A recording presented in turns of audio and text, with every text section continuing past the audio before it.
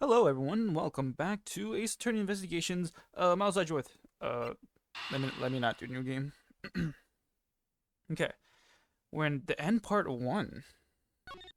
I did not know that. Okay, that's right. I examined everything in this room. Now we gotta talk to Detective Bad. Earlier, you were in lobby number 1, and now you're here in lobby number 2. You're quite the busy man, Detective Bad. Multiple returns to a crime scene brings about success. That's what we detectives say. I see. In that case, you wouldn't mind if I ask about what happened again, correct? I don't have anything left to say to you, boy. Ugh, boy. You'll see. I will draw my answer from you one way or another. Would it kill you to help us even a tiny bit in our investigation? I gave Faraday's notebook to the judge earlier. That's help enough, don't you think?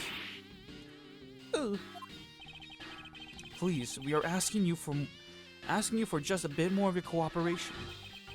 Don't push me, kid. Time of the murder.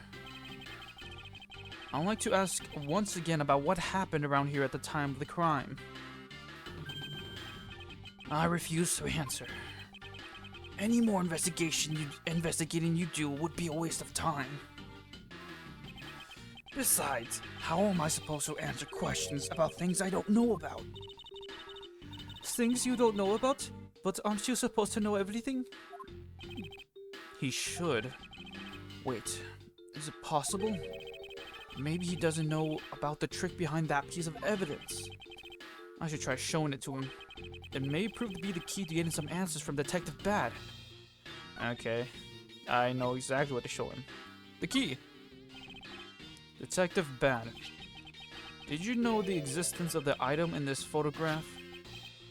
Huh, of course I did. It's my job to know everything related to the Yatagarasu case. In that case, let me ask you something. Did you know that the knife that killed Mr. Faraday and this Yata key are one and the same? What? That's impossible. It looks like he didn't know after all. This piece... Oh, that's Edgeworth. This piece of evidence, which we call the Yata key, is actually a well-camouflaged knife. Mr. Faraday was planning to use this Yata key to prove that Mr. Rail was not the Yata. Isn't that correct? I guess so. However, Mr. Faraday had no idea that it was in fact a knife. Yeah, I have to admit, neither one of us knew that fact. And if neither of us knew, then no one in law enforcement knew either. How did we miss something as big as this? I noticed that since a little while ago, you appear to be searching for something. I presume that this key is what you're searching for? Yeah, that's right. And why were you searching for it? Because I promised Faraday. I promised that I'd protect that key with my life. But not his child. But after he was killed, the key disappeared from Faraday's evidence bag? Who would have thought that the key is what took Faraday's life? Detective Bad. So that we may find the truth, please testify for me once more. Alright. But it doesn't matter how many times I tell you about what happened. Nothing will change. Okay, let me take a sip. Detective Bad. I ask that you please testify once more about what happened in lobby number 2 and what you experienced in lobby number 1. My answer is still the same. And this is the last time I'm going to do this. That's fine, because I only need this one last time to clear everything up. And find the truth behind this case. Alright. Detective Bad's movements. I was in lobby number 1, talking with you. Me? No, miss you. Oh. We were talking about some trivial things. I'm sorry, guys. I heard the gunshot right before the trial was about to reconvene. When we heard it, you and I was immediately dashed out into the hallway together. Me? No, not you. You. Who? I saw Gumshoe goofing around there, and then we all ran into lobby number 2. What is it? Damn it. I hate doing his voice so much. It sounds like the exact same story he told us before. Indeed. However, I feel that we have yet to draw all the information that we can. Rabiero. Decked bad movements. My health. I was in lobby number 1 talking with you. Me? Why did Miss Yu choose lobby number 1? Answer me. Who knows? Okay. Who knows? She just said that she had something she wanted to talk to me about. And we walked into lobby number 1 together. That's all. So his answer remains the same as before, I see. We were talking about some trivial things. Excuse me. I was hoping you could expand on what exactly you were discussing with Miss Yu. Trivial stuff. It was nothing important. That's for me to decide.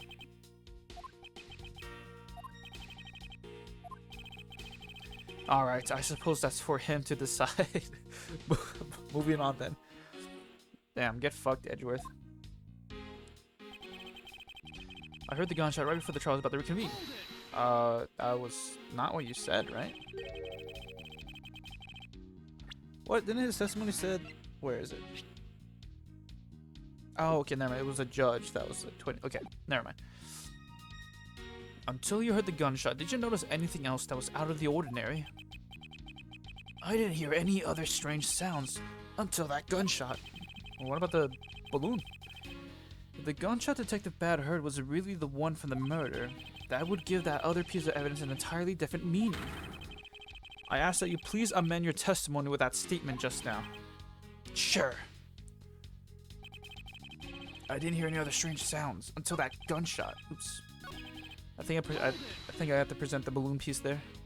But well, let's press everything else first. Detective Bad, you honestly don't remember hearing anything else?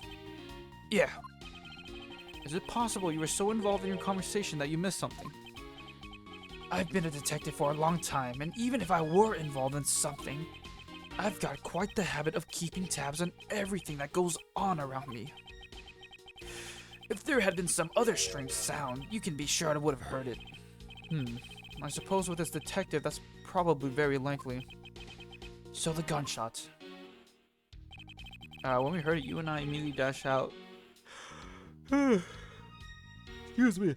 Dashed out into the hallway together. I'm gonna take a sip. And, hold it.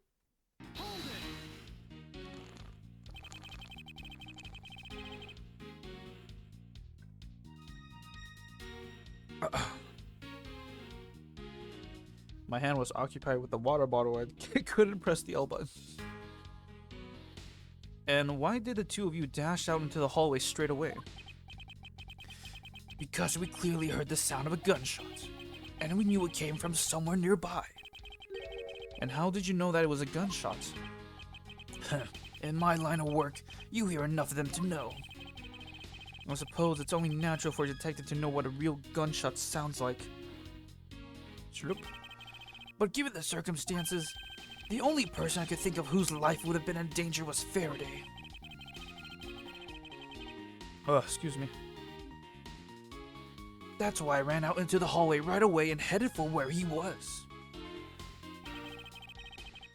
I saw Gumshoe goofing. Oops, okay. I saw Gumshoe goof around there, and then we all ran to lobby number 2. When we heard it. Did I do this one already? Why did the two of you just hallway straight away? Because we clearly heard the sound of a gunshot, and we knew it came from somewhere nearby. And how'd you know it was a gunshot? Okay, I forgot I read this, apparently. Okay. Yeah, Gumshoe. Detective Gumshoe was there in the hallway? Yeah. Why didn't you attest to that earlier? Fuck him. When I saw Gumshoe, it was after I heard the gunshot.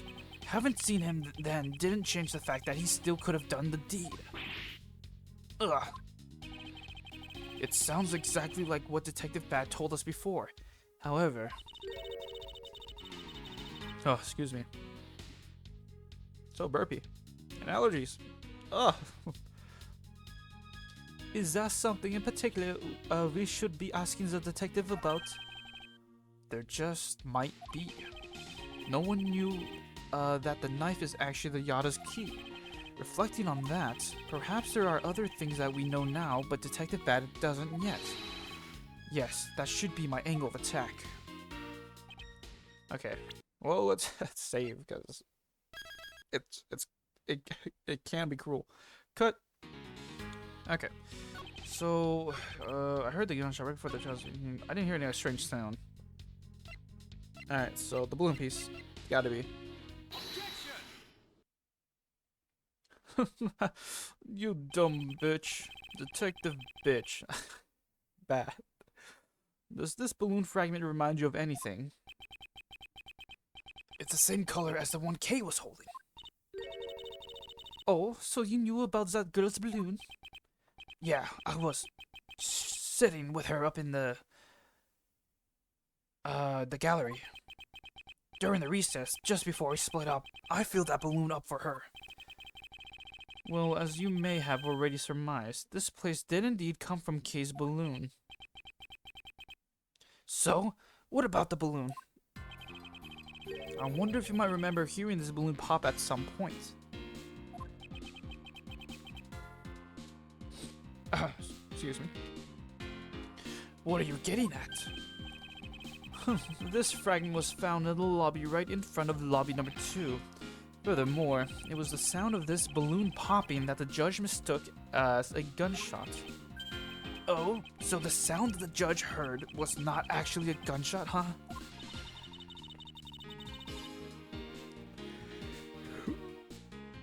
Oh my gosh, I'm so sorry.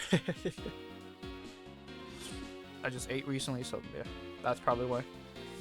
On top of that, his honor said that he heard the balloon pop about 20 minutes before the trial was about to reconvene. Yes, which means that his honor heard the balloon pop in the hallway. When you were in lobby number 1, Detective Bad, and if you were in lobby number 1 at the time, you were close enough that you should have heard the balloon popping as well. So? What? Don't give me a so. We just proved that there is a flaw in your testimony. The crackling of the truth is louder than the sound of your sweet naivete cracking. And since you kids don't seem to know, let me fill you in on something. Did you ever stop to think why the doors and walls of this place seem so rugged? That's because they were designed to keep secrets from being leaked. What is that supposed to mean? The doors and the walls are super thick. The window panes are double layered. To top it all off, even the curtains are made of a special sound-absorbing material. Then you mean... Since I was shut up inside lobby number 1, there was no way you could have heard that sound. No. Oh, excuse me. I knew that's what he was going to say. No, you didn't. Shut up. Then that means that scruffy-faced testimony is completely useless. If the rooms are soundproof, then of course he wouldn't hear any signs of a struggle. Ooh. That's also why it's only natural that I didn't hear the balloon popping. Now do you get it, kids? Miles, I thought we were supposed to be the ones finding flaws in his logic. Not the other way around. Well, I fucked up. The other way around? It's not possible to hear the sound of a balloon popping if one were in lobby number 1. However, if we examine the situation in reverse, a person standing in the hallway should not be able to hear the real gunshot either. I mean, I think a gunshot would be louder than a balloon popping, honestly. But, okay, sure. And yet, Detective Gumshoe claims to have heard it while he was standing in the hallway. Detective Bad, if that is the case, how exactly did you hear the gunshot? What do you mean, how? I just did. It would appear that you have yet to realize the contradiction in your own words. Oh? How so? If the rooms are as soundproof as you say they are, then how did the sound of the gunshot enter your ears? I see what you mean. I guess I'm more out of it from Faraday's murder than I had thought. That's kind of sus, Bad. Which means what exactly, Miles? In the end, what does it all boil down to? It boils down to this. There must be a reason as to how detectives Bad and Gumshoe heard a gunshot that they theoretically couldn't have. It looks like we need to examine the state of the crime scene again, huh? The state of the crime scene? Wait, can it be? It's that ultra-strong ultra-strong perfume you wears. She spilled some of it. Dissipating the smell, a window in lobby number 1 was open to allow the perfume Miss you spilled to dissipate. Oh, since someone opened the windows, then they can hear the gunshot. Okay. Oh, and way too noisy. Very loud television. Lobby number 2 television. It looks like it was set to an incredibly high volume. Oh, he did say that, I guess. Is this surveillance video? How could a piece of evidence just disappear? Where did it go? Missing evidence. Where did the surveillance tape from Mr. Faraday's bag disappear off to? Logic. Oh my gosh, Edgeworth is just piecing it all together. Can I save? Shit. Okay, lobby number 2 window. No human can climb through this barn. There's a scent of flowers in the air. Window number 1 was open to allow the perfume to dissipate. Okay, we can do this. That seems to be about right. Okay, brain blast. It's simply not possible for the killer to have escaped through the barred windows, and yet the fragrance of the perfume managed to escape from defendant in lobby number 1. Of course, incorporeal what the fuck? Incorporeal things can move freely through these open barred windows. Oh my gosh! Oh, I didn't read the logic. Damn it, I got some spit on my screen. Alright, that's better. Very loud television, open windows, missing evidence. Okay, I have to connect 2 things. The criminal couldn't have made it through, but what about incorporeal things? Well then, of course, fucking sound will go through it, Edgeworth. What the fuck? Damn it! There we go. So, wait. If the window's open and the TV's making sound, then... Oh my gosh. Now then, what else besides the smell can go both in and out of a window, of an open barred window? I can't believe that Edgeworth just thinking about this. The answer is sound. I pay attention in class. Oh my gosh. How could I have forgotten that sound goes through windows? So no matter how careful the killer was, if the windows were open, the jig would be up. And since the windows in both the defendant and lobby number 1 and the hallway were open, that explains how the sound of a gunshot could be heard in both locations. Gunshot could be heard. Windows were open, so the gunshot could be heard. Okay. But where did it originate from? Logic. Oh, I can't leave. I can't leave, so I guess I'll do these 2 then. Windows are open, so the gunshot could be, but where did it originate from? Missing evidence. Where this originally came from? Oh, so okay, so maybe they play the security tape on the TV, the very loud TV, to make it to replicate a gunshot sound. Is that what's happening here? The missing piece of evidence is a video that shows the moment in which Mr. Rowe killed the embassy staff member. The sound of the gunshot left quite an impression on me when it was played during the trial. The video should have been returned to Mr. Faraday's evidence bag for the recess, and brought back here. If it disappeared after that time, then it's possible that the tape is still here in this room. Eureka! Edgeworth, shut the fuck up. The evidence that the missing evidence created for me is the gunshot sound that no one would have been able to hear in the first place. Can I get my health back, please? Miles, what have you been thinking about? Stop wasting time thinking and let's start looking again. It's not a waste of time to think, for I have figured out where we should look. And where would that be? I believe we should examine the television. The TV? Why does it look like he's about to pull a gun on the TV? Well, you kids have fun. Go ahead and examine whatever you like. Can I get my health back? I won't rest until I shut the fuck up. Oops.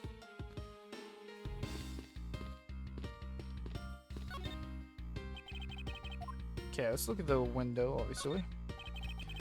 The window is wide open. The scent of flowers is being blown in from the outside. I think it softens this heavy air in here somewhat. Windows in both lobby number 1 and 2 were open. Maybe they were trying to air out the room, just like in lobby number 1. Or maybe they say thoughts to ease some of the tension through some fresh air. With Mr. Faraday and Mr. Rell in the same room, I imagine the latter to be the case. But was there really a need to open the window just for that? Okay, let's just look at the TV.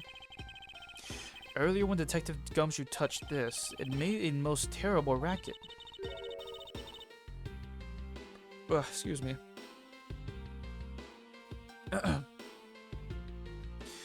You mean when Scruffy turned the television on, right? Actually, come to think of it, I don't think Detective Gumshoe actually touched the television at all. Furthermore, it seemed more like when a video feed suddenly stops. At least it did to me. I wonder why that is. Okay, look at the cassette player. VHS player tape thing. It's a video player. Okay. And there seems to be a videotape inside. It looks like the tape must have stopped on its own when it reached the end. This tape, could it not be the missing surveillance tape? I suppose, but... Detective Bad, would it be alright with you if I verify the contents of his video? Sure, knock yourself out. Alright then, let's rewind this and see what we have. Oh my gosh, it sounds like a PlayStation 4. If I remember correctly, the footage of Rell killing the embassy staff member should be at about the 30-minute mark from the start of the tape. Understood. This should be about right. Now then, let's see.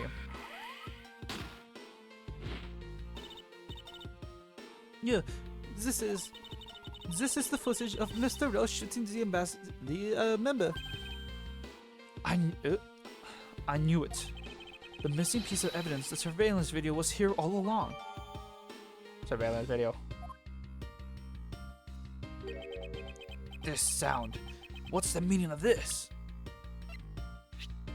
Video of the member getting murdered. Gunshot is especially impactful. I mean, I would fucking assume so, because fucking bullets.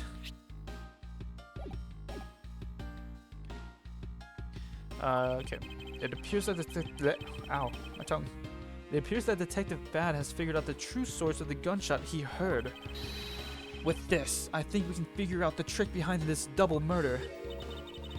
Do you mean that you figured it all out then? Yes. Boop. All I have to do now is show what the gunshot Detective Bad and Gumshoe heard was, and through where they heard it from. Ugh, fine. In that case, show me what you've deduced. Okay. Now to show what the gunshot Detective Bad and Gumshoe heard was. Well, I'm obviously going to say it because... cut. Okay. And through where they heard it from. I won't rest until I inspect every suspicious thing. Okay, so... You want me to deduce... the window? Maybe the surveillance video.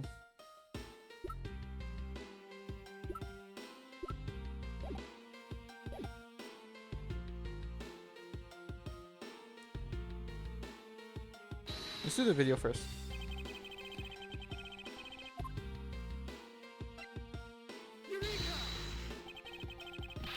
This piece of evidence will clear away all the last remaining contradiction in this case. Miles, I believe that piece may actually be proof of a different last of sorts.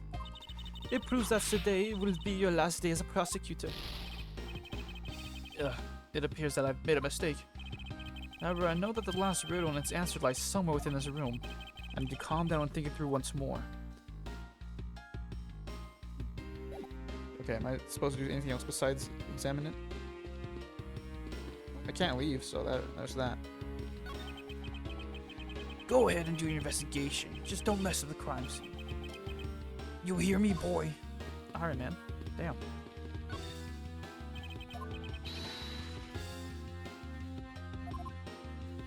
Oh, you said the thing. I forgot. Let me see. Now to show what the gunshot detected Batter and Gumshoe heard was. And through where they heard it from. Okay, so I deduce it on the window.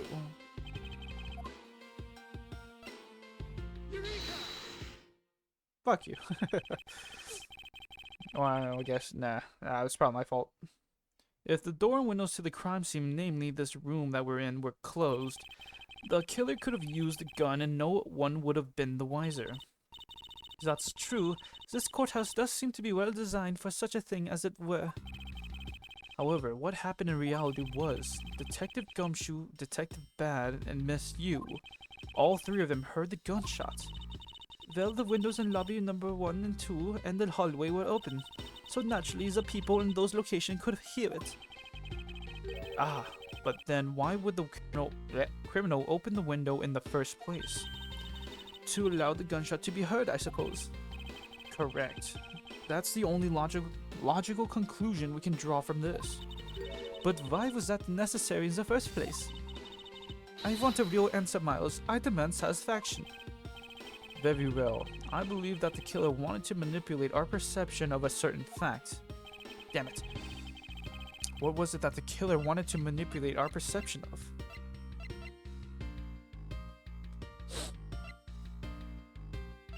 I'm gonna say. So, we're still at the halfway. Oh, no, we're not at the halfway health yet, but you know, good enough. Good. Okay. When the crime took place, the murder weapon. Maybe the crime scene. When the crime took place, probably the crime scene itself. The killer wanted to manipulate our thoughts regarding the real crime scene. So you're suggesting that the killing really took place in a different location? Yes. In that case, would you care to explain to me how someone was able to carry 2 adult male bodies all the way here without anyone noticing? Furthermore, given that the scruff face was in the hallway the entire time, I believe you just created your own contradiction, Miles. Yes, well, I suppose a mistake is a mistake. However, the whole reason why the killer left the window open was it not to mislead us on the particular fact? Alright, you know what? She got me there. When the crime took place. And there it is. The killer wanted to fabricate the time of death to their precise wishes. And they used a gunshot in the surveillance video to do so.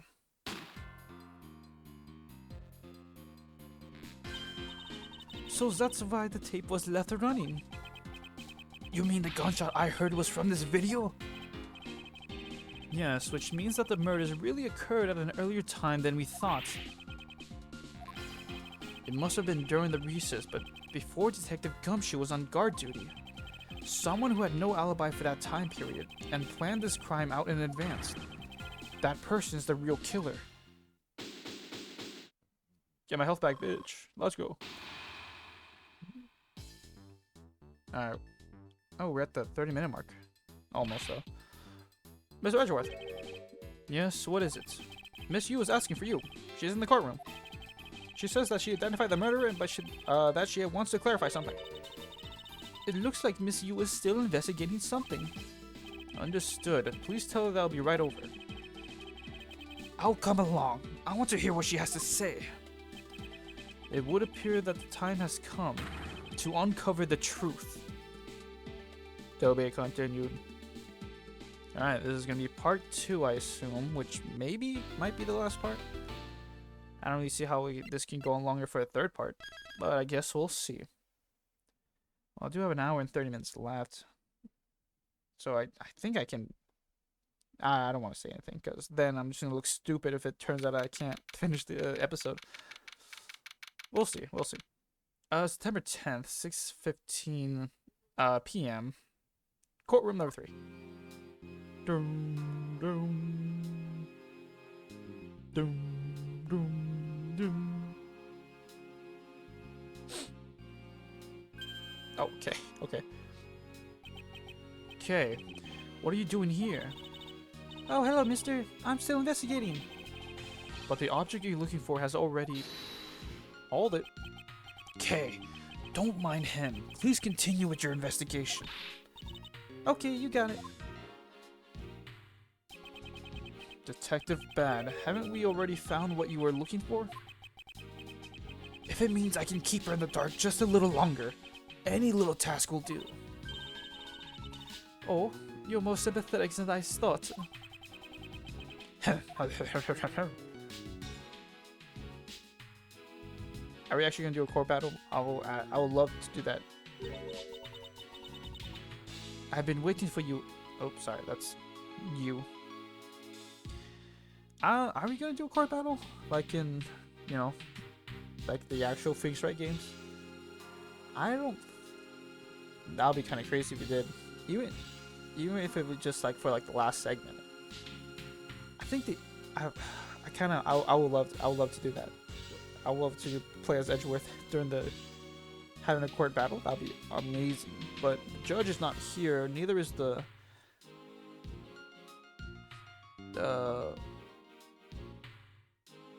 fuck, what is it called again?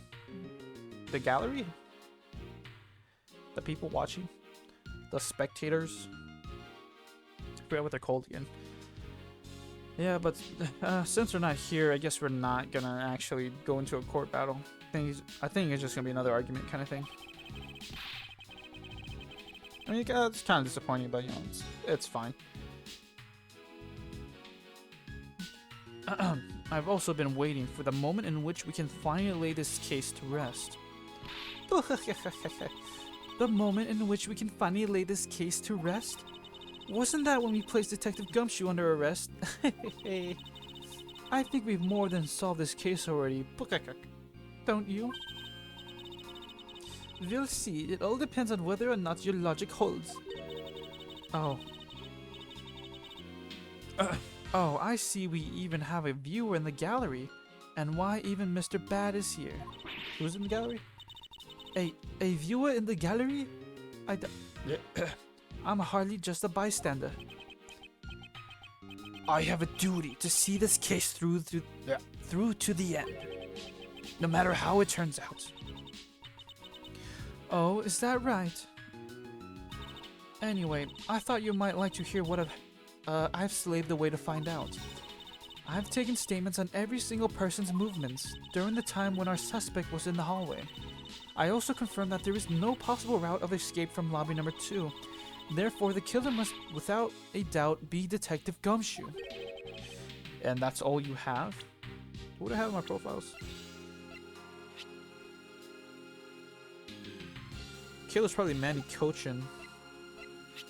I don't think it's you.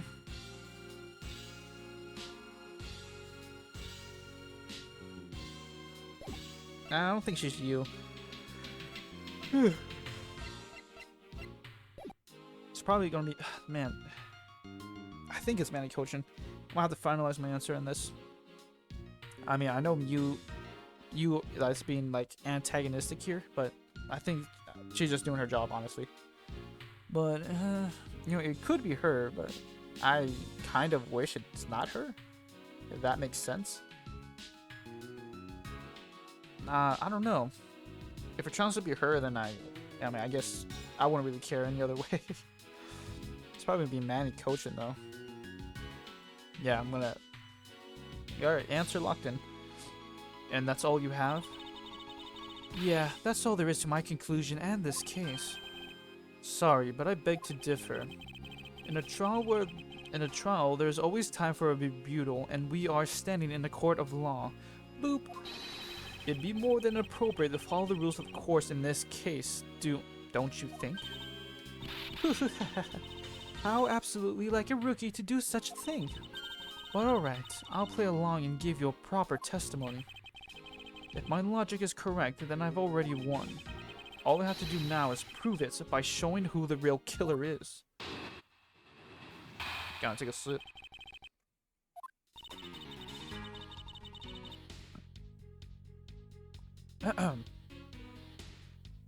Everyone's Sans the suspect has an alibi for when the gun went off. Sans?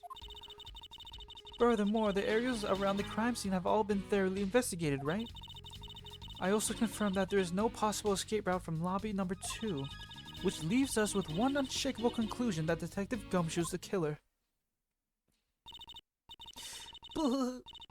Now that you have your testimony, I expect a good rebuttal, Edgeworth. But of course, there's no need to confront her logic head-on right now. I should instead focus on drawing out any trump cards she has up her sleeve. Alright, that means press everything. Rebuttal. Everyone, Sans. The suspect has an alibi when the gun went off. The suspect? But I thought that Detective Gumshoe's alibi has already been proven. Are you joking, Edgeworth? I assure you this is no joke. Look, I know you heard from the judge earlier that the detective was in the hallway with Mr. Faraday's daughter eating the Swiss roll. Yes, that is correct. But see, that was 20 minutes before the real gunshot went off, right? And the problem is, there's no one else who can corroborate what he did. What he did since the snacking. I see she's done her research well, which means that I should focus on drawing out whatever trump card she's withholding. I got it. Furthermore, the areas around the crime scene have all been thoroughly investigated, right? Whether they have been thoroughly investigated or not is for me to decide. The scrunched eyebrows and lines on your foreheads are back. Anyway, even if you believe it Even if you believe it hasn't been exhaustive, the crime scene lobby number 2 has no way out other than the hallway Detective Gumshoe was standing in. And because he claimed to be there, that makes him the only possible suspect. Alright, and like around the beginning of the episode, like, re-examine the diorama of the courthouse in the main lobby. Apparently there's also like Edgeworth said that there was like a secret mechanism that the architect made when building the courthouse, so that's probably gonna come into play. Like there's gonna be like a secret trap door that nobody knows about. I think that's where this is going. I'm too smart. But isn't it also possible that someone escaped through the window and into the garden? That's the first place everyone looked, silly. The police aren't a bunch of lazy bums. They looked into every possibility, you know. Isn't that right, Mr. Bad? Yeah. Sorry, that was loud. There wasn't a scrap of evidence to suggest someone used one of the windows. There also weren't any footprints or anything in the courtyard garden. I suppose they really did check everything that could be relevant to the case. I also confirmed that there is no possible escape route from lobby number 2. Are you absolutely positive that there were no possible routes of escape? Oh, of course I'm sure. And why are you so certain? This is a courthouse, the place where criminals are brought to be judged. If there were an escape route, I'm sure every criminal would be using it to escape. It's just common sense. Miles Edgeworth, I suggest you use a bit more of it in the future. Yerk. Which leaves us with one unshakable conclusion that Gumshoe is a killer. You may think it's unshakable, but to me, there are still too many unanswered questions. I'm gonna take a sip.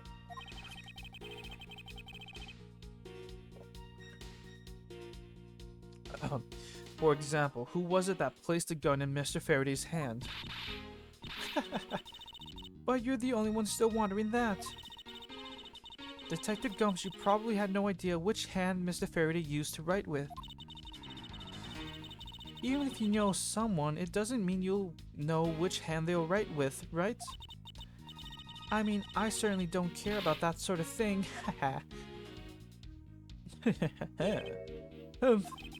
I'm not about to let her get a rise out of me with such a flippant statement. I suppose we finally reached the end now. I've already have my trump card ready. All that remains is to play it. But before I do, I think I should inquire into a little something about her argument. You said earlier that you confirmed the alibis of every person other than the suspect. However, I don't recall either Franziska or myself speaking with you about the subject. Ah, but there were witnesses. For you, there is your mentor who gave you an alibi. I see. As for the little missy, she came to the courthouse during the recess, and was stopped by a security guard at the door to the hallway. She gave him quite a whipping for that, or so I heard. I'm the daughter of Manfred and Franziska, and I will not be forcibly stopped by a guard or a bailiff or anyone else. Wait, so basically the only reason Franziska bothered to show up today was because she found out that I was to be the replacement prosecutor? Oh, she cares. By the way, Miss Yu, what about everyone's alibi before Detective Gumshoe was assigned to guard duty? What about them? Have you looked into what people were doing during that span of time? What kind of idiot do you take me for? It doesn't matter when the killer went into lobby number 2. From the time we heard the gunshot, to the time Mr. Bat and I arrived on the scene as we dashed from lobby number 1, the only person who could have committed the crime was Detective Gumshoe. Yes, let's talk about when you and Detective Bad heard that gunshot, shall we? I suppose that if we go by your logic, then Detective Gumshoe is the only one.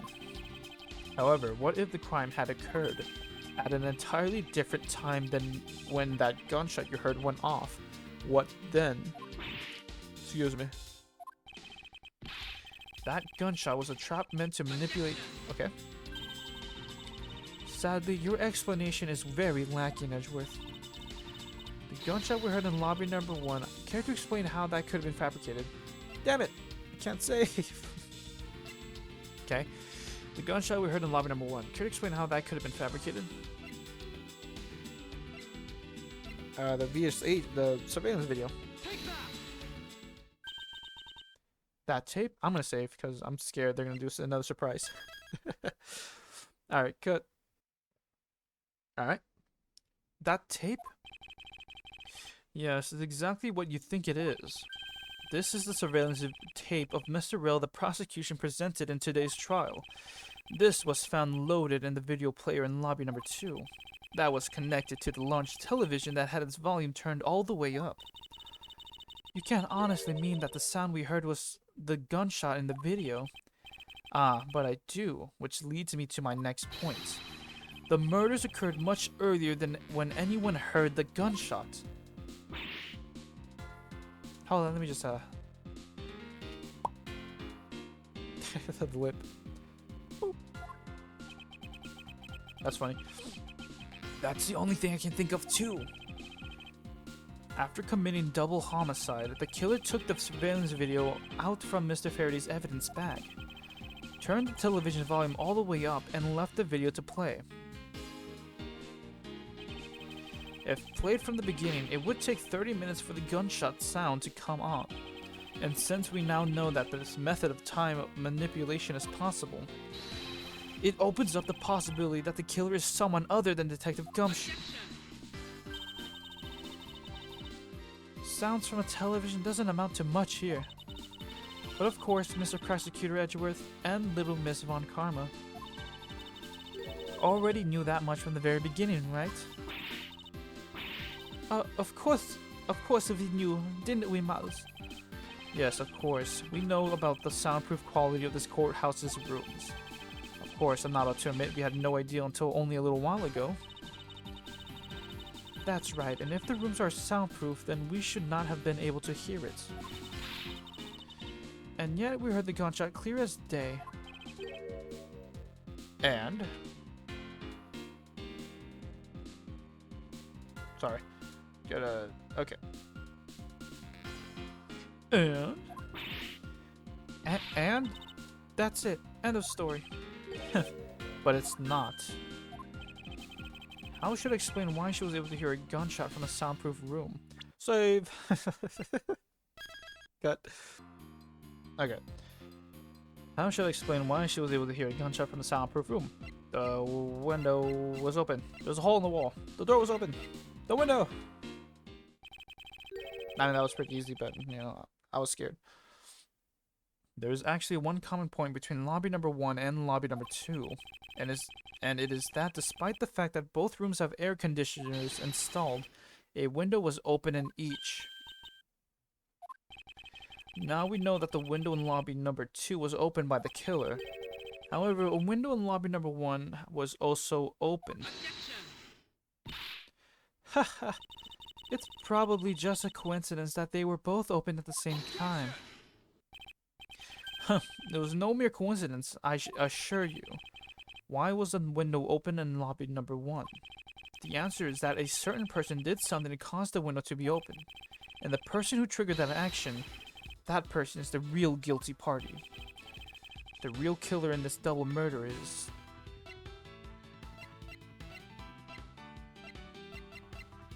Oh my gosh, it's you, isn't it? Miss Callisto Yu. Callisto? Callisto? Whatever. Whatever. I hereby formally indict you of the murder of Mr. Faraday and Mr. Rell. What? What? You indict me? Oh. Okay.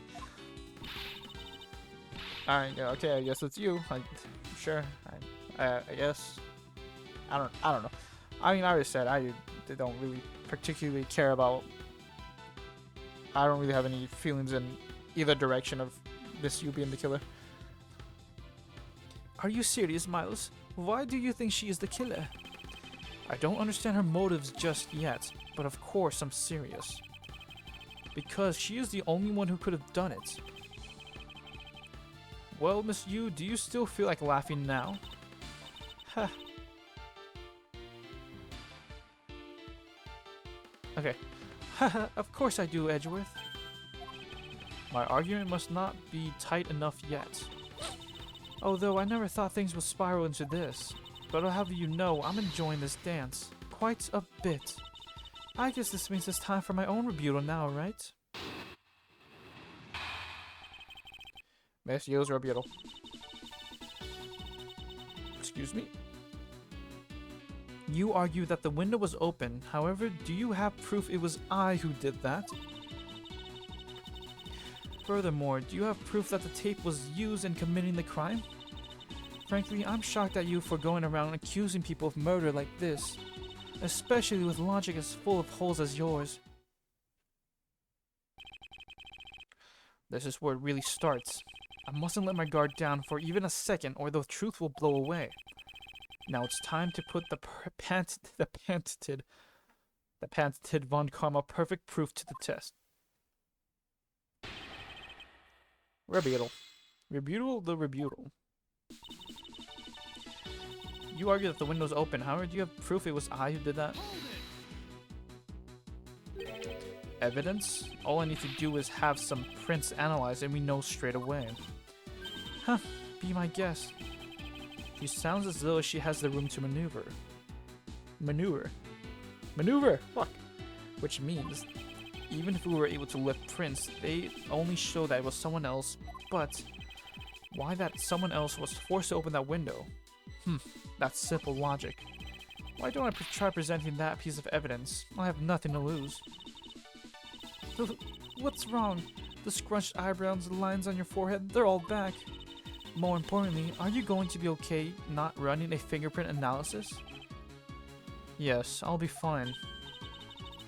Oh, well, in that case, I'll just continue with my testimony, alright? Alright, I'm just gonna press and everything else. Because I want to see all the dialogues. Furthermore, do you have proof that the tape was used in committing the murder? I thought I just proved that it was. Sure, you proved that the tape was there at the scene of the crime. However, that doesn't prove that it was actually used in said crime. Unfortunately for you, Miss Yu, the fact that the tape was there at the crime scene is itself very important. How so? By the very existence of that tape at the crime scene. It proves the possibility that the when of the crime could have been fabricated. And that possibility alone renders all alibis and witness reports irrelevant. Basically, it means that we will need to re-examine every person's movements again. Whether the tape was used in the crime or not, that we can re-evaluate afterwards. Good. So in conclusion, you're admitting that you can't prove that it was at this point? Frankly, I'm shocked at you for going around accusing people of murder like this. Even if you're shocked, that is of no concern to me. I do things my own way. Sorry. Oh? I see that you're not laughing for a change. Because I'm shocked. Again, you being shocked is of no concern to me. Let us continue with the testimony. Alright, but let me say just one thing. You shouldn't go around accusing people. Especially with logic as full of holes as yours. Damn. Full of holes? Well, I suppose it might be. Oh, admitting to your faults now, are we? At this point in time is what I meant to say. Should I take that to mean that you're just a sore loser? No matter how full of holes my logic may be right now, if I plug them one at a time, I will ultimately make my way to the truth. What a paradox. Take care to not fall into one of those holes before you fill it up. Haha. Mouse, you remember, don't you? About the why a window in lobby 1 was open. Yes, of course I do. And that's how I'll attack. I present the reason why the window had to be open. And I will do that after saving, cause... cut! Okay. You're right, the window was open. However, do you have proof that it was I who did that? Yes, I'm gonna just go with the perfume.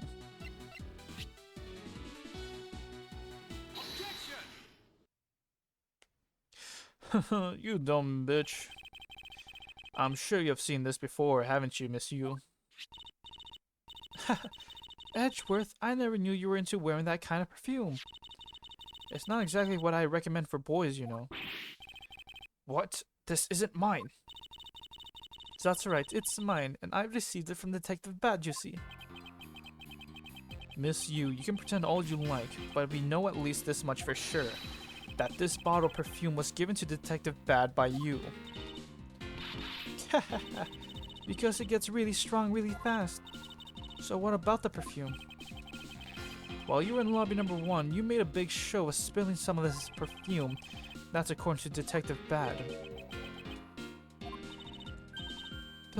Oh, I know. You also knew that if you spilled it, he would naturally move to open a window.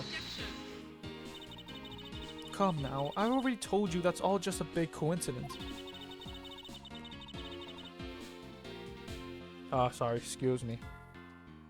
After we opened the window in lobby 1, I just left it open, you know? So maybe it was just a dumb luck that we heard the gunshot through the window. The timing of when you were going to spill the perfume is something you could control. And the most important fact about this case is when people were made to hear the shot. Furthermore, it would have been pointless if you had an alibi for yourself at the time. You mean? Miss Yu, you were the one who called Detective Bad into lobby number 1, when you saw him bring Detective Gumshoe into the hallway. Is that correct? All of today's premeditated events could have been thought of by you, Miss Yu. Grr. Yeah. Grr. Haha. You accuse me of murder on the fact that I spilled a little perfume. Well, allow me to say this much. I couldn't have killed Mr. Faraday. Would you care to testify as to why? Look, I've had a lot of fun today, really, but I grow weary of this game of cat and mouse.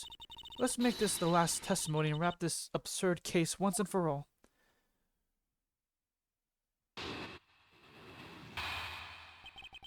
Why it couldn't be me? Accusing someone of murder over a spilled bottle of perfume is a bit over the top. But I suppose forgery of evidence is to be expected of a disciple of Von Karma. Shut up! In any case, it simply could not have been me who killed Mr. Faraday. After all, I don't even know where the knife that was used to kill him came from. Miles, her testimony is flawless. Yes, but no matter what sort of trick she may try to pull, she won't escape me. And if I'm lacking information, I'll just draw it out of her, which means they want me to press. Got it. Yellow. Accusing someone of murder over a spilled bottle of perfume is a bit over the top. I think I've already explained the significance of that earlier. You only confirmed that I did spill some perfume, but that's all. That you would accuse me of murder based on a simple spill. Don't you dare complain when I sue you for defamation of character. Ha ha ha. Sorry if that was loud. Do as you like, but as for me, I believe. You believe? I believe we can fly. I believe that you are the true culprit in this case. I have not played Persona. My, you're enthusiastic. Of course, I should have guessed. Suppose forgery evidence to be expected. I formally request that you deceased. Oh my gosh, my nose. I formally request that you desist in your attack against my mentor. Yes, I will sue you for defamation. Haha, all I'm doing is telling the truth. Well, maybe more like spreading gossip. Although your adamant denials are, shall we say, just adding fuel to the fire. Oh, no, sorry. How dare you? Say such a thing? Calm down, little girl. Don't let her get to you. Ugh. Ah, why did you have to ruin my fun? Well, shall I continue?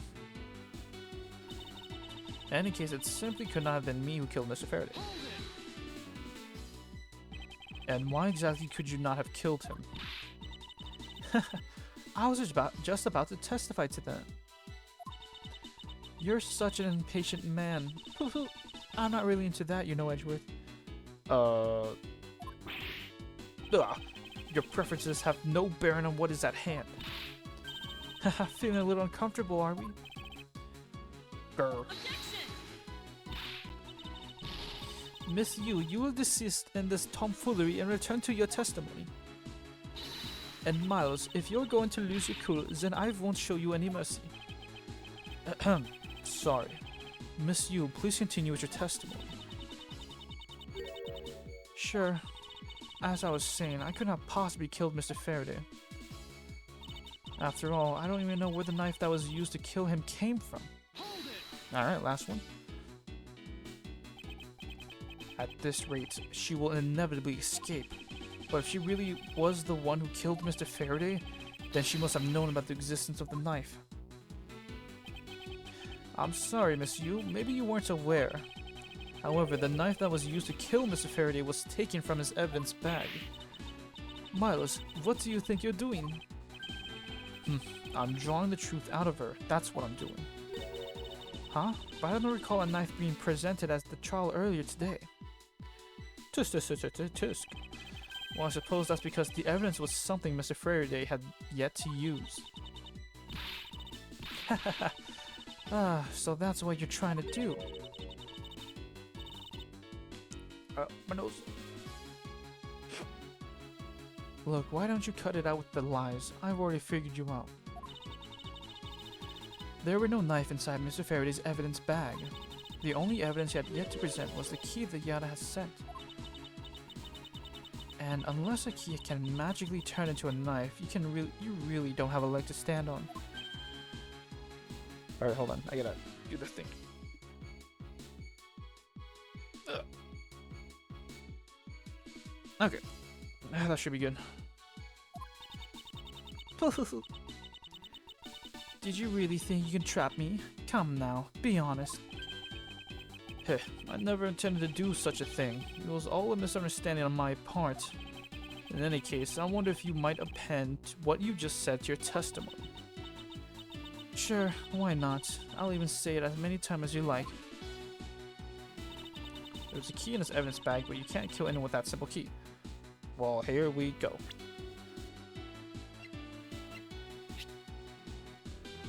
So I think I can just present the key and the knife also.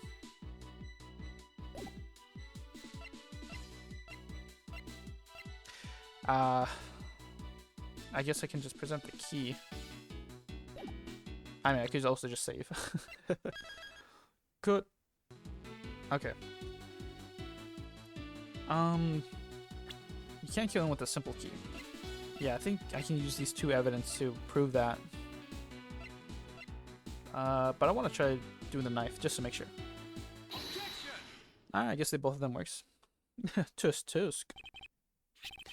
Miss Yu, I wonder if you might take a look at this photo for me. This is a picture of the key the Yada sent to the police. However, while it may look like a key at first glance, it, in fact, has the secret ability to transform into a knife. You may even have to call this a transformer. I'm sorry. Which means that what was inside Mr. Faraday's bag was both the Yana Garasu's key and the murderous knife. You knew that the key was inside Mr. Faraday's bag, did you not? Yes. Well, with the Yana Garasu's key alone, it's more than possible to kill Mr. Faraday. Gurk. Do you understand now? Just knowing of the existence of the Yana key.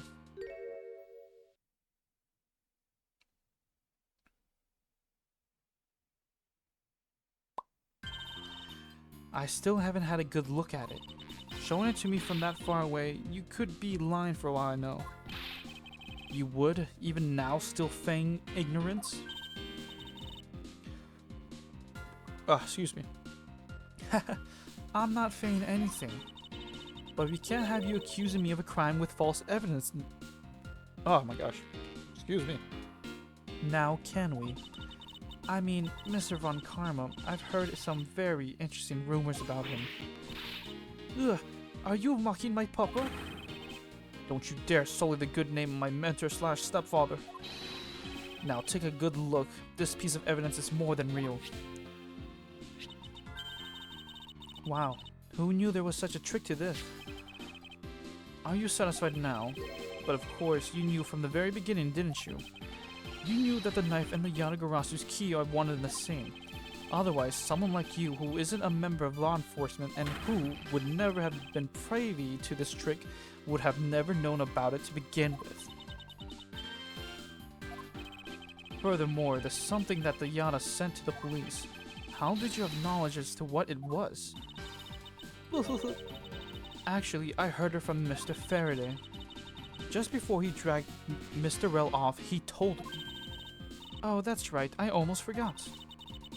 He also told me about the key turning into a knife at the time. But he didn't tell me about how the key actually transforms. What are you saying is simply not possible? Oh, and why not? Because Mr. Faraday himself didn't know about the hidden knife within the key. But within these pages, he mentions nothing about a knife. I'm not sure he would have written everything in his organizer, you know. Wouldn't something of this importance be better left to oral communication? Unfortunately, that is also impossible, because Detective Bad didn't know about the knife aspect either. Tish. What would have been highly classified information even within the police force, and is something that even the lead detective on the case didn't know. Why would Mr. Faraday have felt the need to share such information with the opposition? Yeah, I guess you wouldn't have much of a reason to. Boo. Looks like I gave a pretty lame excuse, huh? How can you laugh at a time like this? She probably just realized the flaw in her logic and is actually in a panic over it. But that's not something we need to concern ourselves with. I suppose you're right.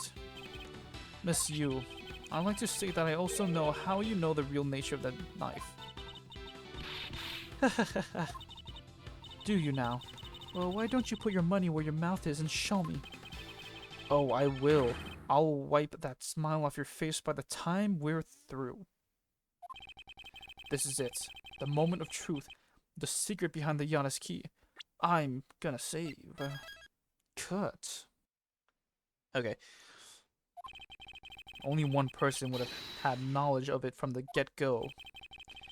Who would know from the start that the Yanagarasu's key could change into a knife? Okay, well I can't do Callisto, because she will just deny that. Maybe Manny Kochin.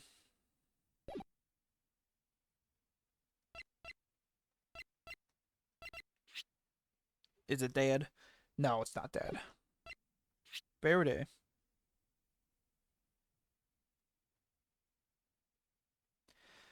Well,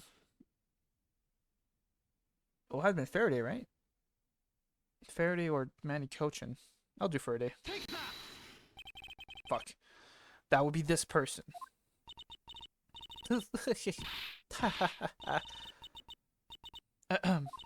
Thanks for the best laugh I had all day. Now we are ready to call it a day yet? Wait a second. I was mistaken. This is it. The moment of the truth.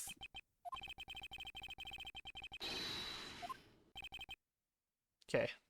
I think it's gonna be Manny. God damn it. Oh, I need to think.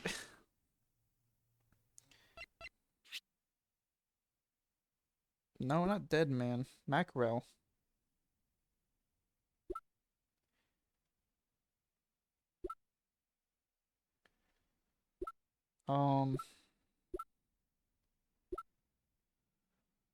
He doesn't know.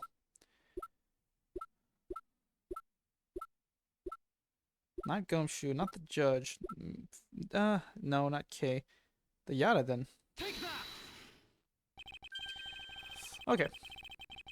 There's only one person who would have known about the dual nature of the key. and that is the person who sent the Yada's key to the police. That is to say, the Yatagarasu herself. Are you saying that this lawyer is the great thief Yata? Miss Yu, you used Mr. Rail to lure Mr. Faraday into a trap, didn't you? You who profess to bear a grudge against criminals, why would you do something like this? Come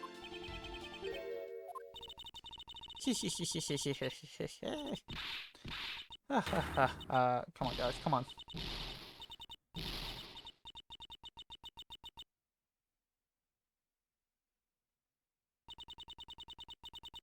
Who would have thought that you,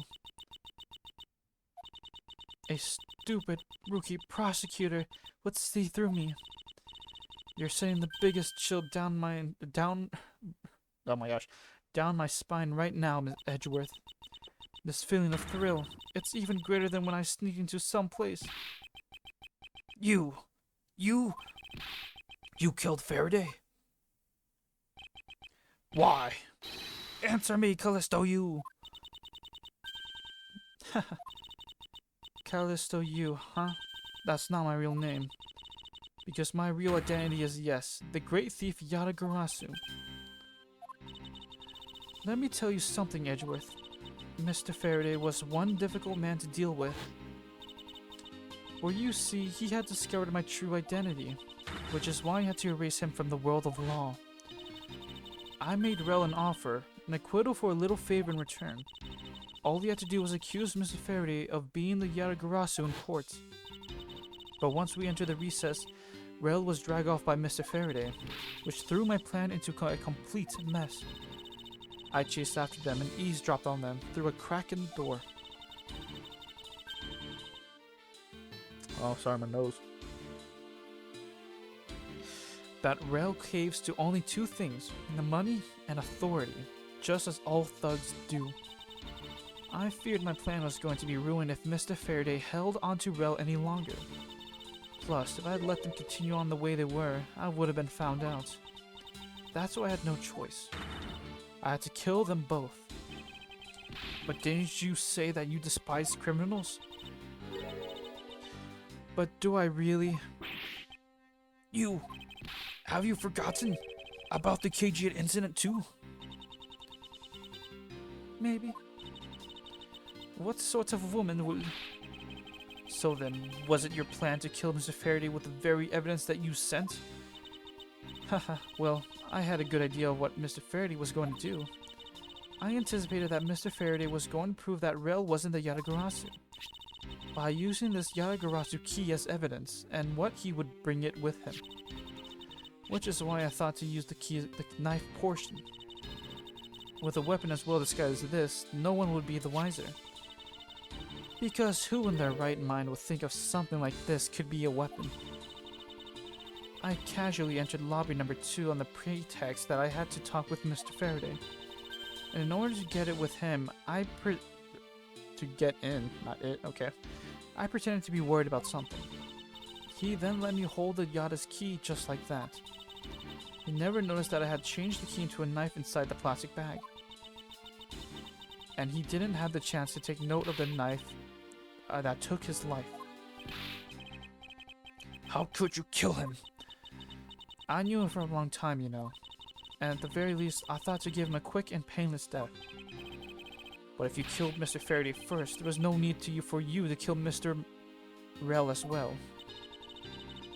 I believe I mentioned why when we were placing Detective Gumshoe under arrest. Something about having accidentally created an eyewitness, and how that led the killer to think about seeing them as though they killed each other. Then the trick with the surveillance tape. Yes, I hadn't actually planned to use a gun. The risk was too high that I'd be caught. However, that's when I remembered the existence of that surveillance tape, which is why I had Rel help me set up the crime scene. And after all was said and done, I rewarded him for all this hard work with a bullet. You're a defense attorney, aren't you? How could you betray a client? Haha, client? If you want to talk about who was a client at who's first, it was me. I was the client in the murder of the Kodopian Embassy staff member, Dead Man. You ordered a hit job? You still haven't figured it out, Mr. Bad? I had Dead Man killed because he was about to give away info about the smuggling ring. Now, who exactly do you think would benefit from such an assassination? It can't be. You're... That's right. I'm a member of that smuggling ring. What? How could this? You don't mean you're working with Manny Cochin too, do you? Maybe, maybe not. Guess you'll never know. The Yatas claim to be noble, but you're just another cold-blooded murderer. That's right, little girl. The Yatas is just another killer. Be quiet, you. Yata. You can run from the law, but you'll never escape it. You gonna throw a smoke bomb? So just humbly accept the judgment of this court. Haha. Hey, Edgeworth. Did you know the Yata has 3 legs? Do you know why that is? I don't want to know. No? Well, let me tell you. It means that the Yata has more than one razor-sharp way to do her work. Oh my goodness.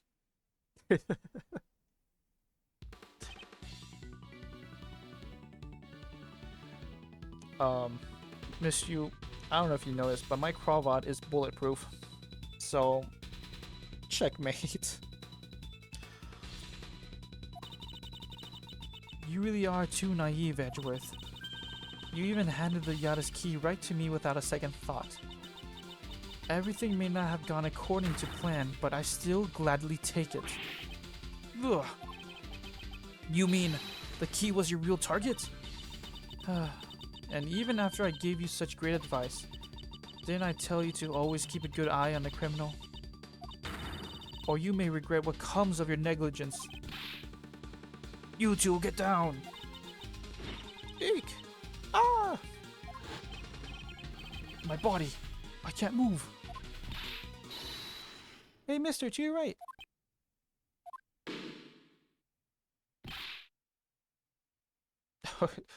You!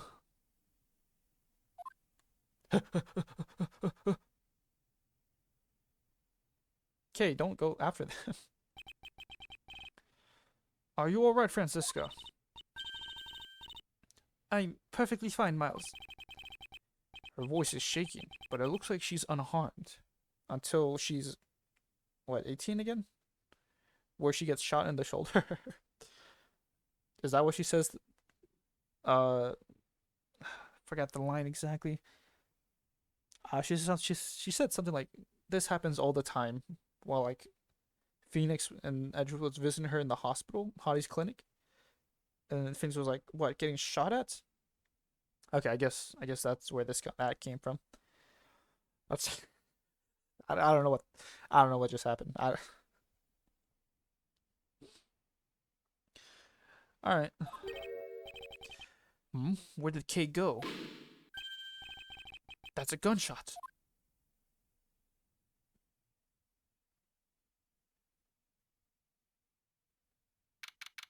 September 10th, 7 p.m. District Court, courtroom number 3. Oh, Detective Bad could be dead. Damn, I think he's dead. Oh, no, he's fine. Sorry, but it looks like she got away. Right? I called the precinct. They should have a perimeter set up soon. Detective Bad, are you alright? I heard a gunshot. I'm okay. Just got another hole in my jacket. He may say he's fine, but he looks quite shaken. But more importantly, boy, I mean Mr. Edgeworth, Miss Von Karma. Are you two hurt? I'm absolutely fine. I'm also alright, thanks to Kay. Speaking of Kay, where is she? I don't know. She just sort of disappeared. I'll go look for her. Oh, and hey, Detective Gumshoe. Yes, sir, Detective Bad, sir. I'm sorry I doubted you. Don't worry, sir. It's not your fault. Well, I lied to you guys too, after all. I heard about what happened from Kay. Lying while giving testimony is still unforgivable. But in this case, you were protecting Kay and her feelings. Looks like you just might have what it takes to be a real detective. Now, don't you ever lose that detective spirit, okay? Excuse me. You got it, Pops. Dad. Oh, Dad. Pops. Watch one too many detective dramas recently, have we? Way to single-handedly destroy the cheery atmosphere with one snarky comment. I should get back to investigation. I swear, I'll catch you if it's the last thing I do.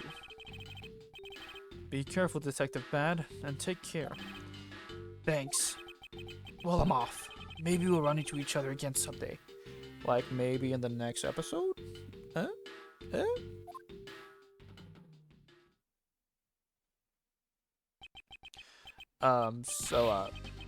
Thanks a bunch, pal. You're the best. You really did find out the truth behind everything. Yes, well, I did it all by myself. I'm glad we solved everything before you were taken to prison. I can't believe how much trouble I caused you with my testimony, Detective Gumshoe. It was no problem, really. I mean, I'd lied too, so I didn't help anything. It's really not your fault, Your Honor. Well, even if we didn't have his honest testimony, I think that that lawyer would have found another way to get you convicted on her behalf. Yeah, I can't believe I was about to get fired during my first week as a detective. Well, so long as you're not fired, you should work hard, give all that you have and perform your duties well. Oh, and one more thing.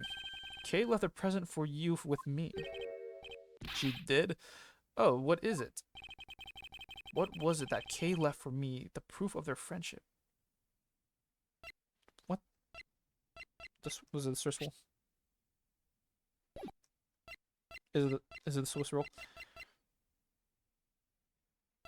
I can't save, so... Fuck, damn it. Alright, I'm gonna... Hold on, cut. Okay, yeah, it's the Swiss roll. I had to be sure. I can't go back. I mean, I can, but I don't want to do that all again. Take that! It's a courthouse special Swiss roll. Can I really have it, sir? Yes, it's a present meant for you, after all. Thanks a bunch, sir. You have no idea how happy this makes me, pal. I'm gonna eat this right now. Sure, go ahead. The Swiss rolls Detective Gumshoe and Kay bought together. While the 1K saved never reached her father, it would appear that her sentiments have touched the heart of this detective. He's so happy it's as though he's having a welcome back celebration on his own. Well, I was asked by Kay to give it to him. I don't remember that. Whoop, that was good, pal. I can't believe I got to eat 2 of these delicious things in one day. It's like I'm in Swiss roll paradise or something. I've gotta thank Kay myself. Hey, wait, where is she? He only noticed just now? Was his mind not present when we discussed her earlier? Detective Bad left to go search for her earlier. Maybe you should go join him. Yeah, you betcha, pal. I'm gonna go help him. Oh, but first, you know what, pal? Actually, I guess I shouldn't be so rude to you anymore, huh? I'm gonna stick right by your side from now on, Mr. Edgeworth, sir. Ah, shit. I sense nothing but the most troublesome relationship from that ominous statement. We should go home too, Miles. We have to hurry and report what has happened to Papa. Agreed. Well, I'm afraid we must be going now, Detective. Roger, sir, and don't you worry. I'll investigate the next case we're on real well. I'll, be counting on you. The scent of trouble is definitely in the air. Thus, like a bad dream, my first outing at court came to a disturbing end. A few months later, I was finally able to properly stand in court as a prosecutor.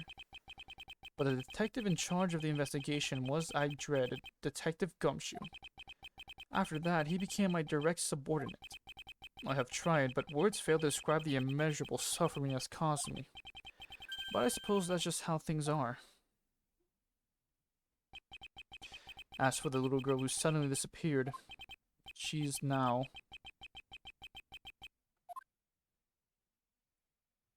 Hey, we're back here now. Mr. Edgeworth, sir, are you alright? You were standing there for... How many episodes? How much was this? 2, 4, 6, and... You've been standing over there for like about 7.5 hours. Jeez. So, do you remember now? Yes, I remember everything, especially that kick to the balls. Uh-oh. Okay, it's been a while. Okay, you sure grew up a lot. Of course, but thank goodness, I thought you two had totally forgotten about me. You know, I was really worried about you after all. Where have you been all this time? Gummy, I didn't know you cared. After my father died, I went to go live with my mother's relative. They lived really far away, so I wasn't able to come back here all that much. Oh, is that what happened? Well, I'm just glad you're alright. Hehe. So does it all make sense now? You betcha it does. Oh, you know what? I was going through my father's bookshelves recently and... Hold it! Actually, there are still a number of things that don't make sense, Kay. Huh? That's right. First of all, why did you come all this way to see me? And second, why are you calling yourself the Yatagarasu? The Yatagarasu is Callisto Yu, the woman who killed your father. Oh, excuse me. No, you're wrong. The real Yatagarasu was my father. I'm my father's son. Sorry. Mr. Faraday was the Yata... Like I said, I was going through my father's bookshelf recently. And I found a secret diary hidden amongst his books. I have no regrets in choosing to walk the path of the Yata. That was written in his diary, and that's how I know for sure. But that's impossible. What's with that look? You don't believe me? It wasn't just the expression on my face. I clearly said it was impossible just now. Alright then, how do you explain this? It's a way of disarming any security system of the user's choosing. Yep, that's Little Thief. Truth be told, this is the Yata's greatest secret. And this little gizmo was used by my father. Wow, Mr. Faraday wasn't just a great prosecutor, he was really a great thief, huh? Yeah, my father worked really hard to steal the truth. But he was killed and the Yata was no more. But despite that, the Yata has been spotted again recently. Someone other than you? Here, Mr. Edgeworth. Take a look at this article. Yata sends cards to embassy. The card received by the embassy. Okay, awesome. The Yatagarasu sent the embassy a calling card? Yeah, meaning this person's a fake. I'm almost certain that Callisto Yu lady is behind this. Because the real Yata would never send something like a gaudy card out. But the Yata did send a white card along with everything to be publicized. That's what Detective Bad told me 7 years ago, if memory serves. Well, as soon as I heard the news, I got all wound up and I knew I couldn't just let it go. Excuse me. So I searched you out, so that I could obtain the truth behind the Yata. Because if anyone can help me find it, I figure it's you, Mr. Edgeworth. So you're saying that I have your father's and misused identities backwards? Yes, because the real Yata is noble to the end. And I want to revive the real noble Yatagarasu. Okay. I don't know what happened. If I don't, my father will never be able to rest in peace. Okay. Yeah, you're so honorable. I don't care what anyone else thinks, I'll always be here to cheer you on, pal. Even if you are honorable, a thief is a thief. And if you are plotting to commit a crime, then I'm afraid I can't be complicit. Mr. Edgeworth. Oh, you guys are not making it easy for me. Who am I supposed to support now? Mr. Edgeworth, what I want from you is not to steal something. What I want is the arrest of that evil woman. That evil woman? You mean Callisto Yu? I think it's too hard for me to catch her all by myself. Given that I don't have no vertical hops, I thought that since you were able to expose her for who she is, then maybe... Please, Mr. Edgeworth, won't you help me? Come to think of it, I do believe I owe you. Huh? Owe me for what? When Miss Yu made her escape, it was you who saved my life. Furthermore, you helped me with the investigation today. I am not so rude as to leave favors unrepaid. Then you mean? Yes. That case has been weighing down on my soul ever since that fateful day. Perhaps the time has come to settle things once and for all. If you don't intend to sully your hands in a crime, then I believe I can help you. Mr. Edgeworth, thank you. Yay, Mr. Edgeworth, sir. Isn't that great, Kay? Yeah, it sure is, Gummy. even though we had completely forgotten about her until just now. Ugh, what is with their chummy relationship? Ugh, God, I miss Phoenix. The great thief Yada. After all that time, the true identity of the thief sank back into the darkness. Byrne Faraday, Callisto U, and Kay Faraday. What the fuck? The phantasmagorical changing identity of the great thief Yada? And the Yada's real goal. It would be. Yeah. It would all come to light the day after I made that promise to Kay.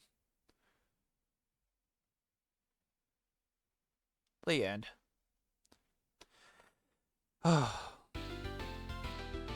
Brand new episode. What's it called? Turnabout Ablaze.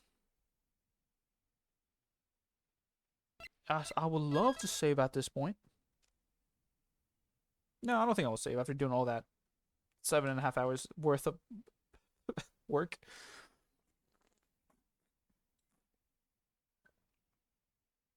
Oh, is that you? Yeah, it looks like it's gonna be you in her thief outfit.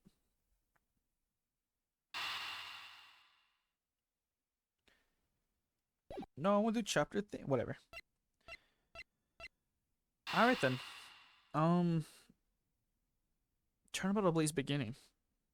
That'll be it for today's video. Yeah, this was my favorite case episode so far of the game. I had a lot of good laughs here. You know, I I love it. I'm not good at reviewing things.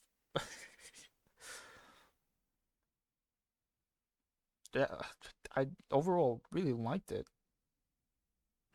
and I didn't really. Okay, well, I was not really surprised, or I didn't really care about you being the murderer, but you know, it was surprising to find out that she was the Yana.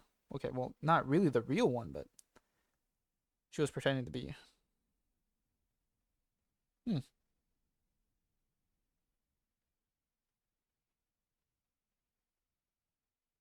Huh. Yeah, I really don't have anything else to say. This is really good. I really love the past episodes, but yeah, okay. Yeah, that'll be it for today's episode. Uh, yeah, we're gonna finish off this game in Turnabout Blaze.